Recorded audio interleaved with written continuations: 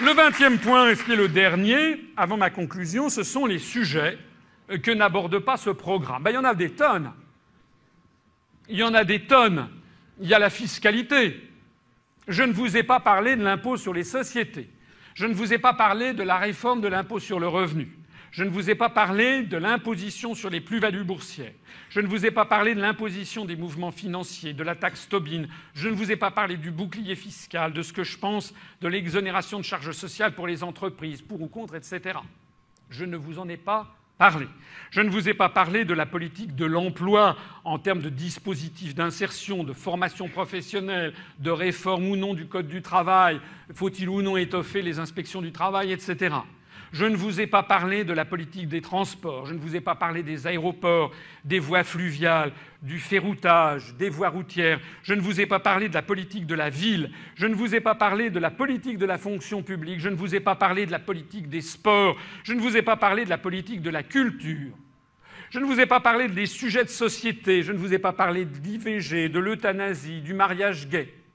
Je ne vous ai pas parlé non plus de la politique du tourisme. Je ne vous ai pas parlé de la politique carcérale. Je vais arrêter là. Et pourquoi je ne vous ai pas parlé de tout ça? Tout simplement parce que ce sont des compétences gouvernementales. Et les choix résulteront des élections législatives. Je rappelle, et je ne cesse de le rappeler, ce que je vous ai dit en préambule de ce projet présidentiel, c'est qu'il faut faire un projet pour l'élection à la présidence de la République.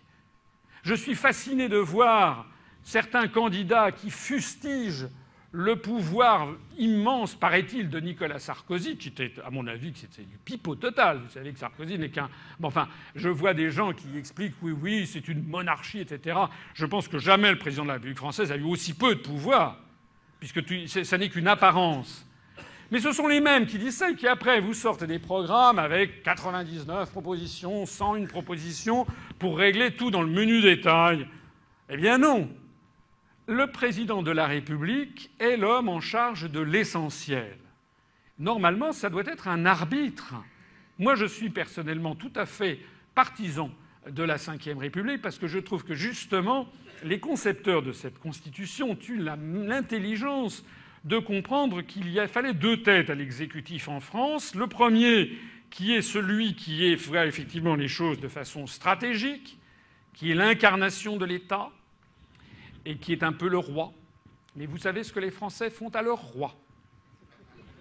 Donc il est celui qui doit incarner provisoirement l'unité de la nation, mais dont on doit se débarrasser aussi. Parce que les rois souvent terminent mal. Notre dernier roi, Charles de Gaulle, a été chassé. C'est un peu un des destins tragiques de notre histoire. Et puis il y a les fonctions gouvernementales, les fonctions législatives qui, elles, doivent s'épanouir.